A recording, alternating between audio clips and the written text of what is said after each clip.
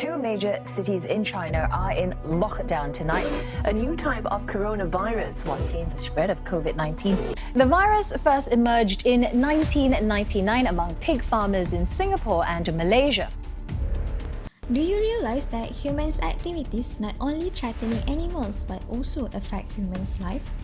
Wildlife indicates all the organisms that live wild in isolated area far from exposed to the human habitat and specifically referred to undomesticated animals. Interaction between human and wildlife cause harm. Deforestation, wildlife trade and human activities increase the interaction between them and become three major factors that contributes to emergence of zoonotic diseases.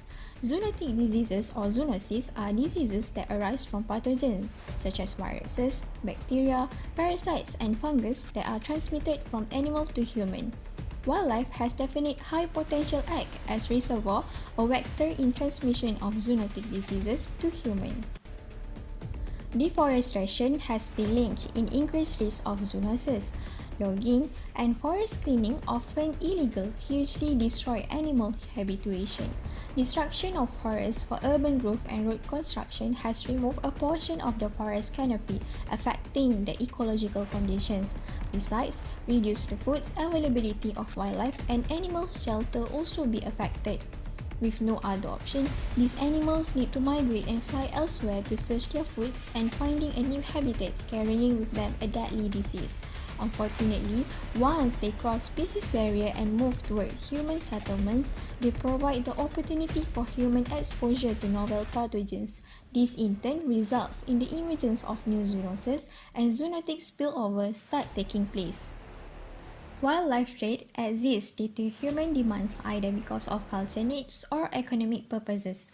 Attributable to high profit number, other activities that contribute to the increment of wildlife trade are hunting and illegally reproduce the wildlife animal grows remarkably.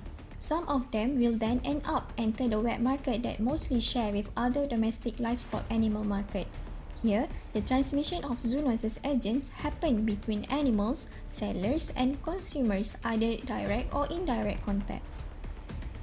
There are few adventurous outdoor activities in the jungle that can be held, such as hunting, hiking, caving, and camping. These activities are increasing the potential of humans to be exposed to wildlife directly or indirectly. Wildlife can act as reservoir and vector that can transmit zoonotic diseases to the human. While doing those activities, they can be bitten and get scratched by wild animals. The worst case scenario, they might get impacted through waterborne and foodborne. Stop poking and behave. Think of it.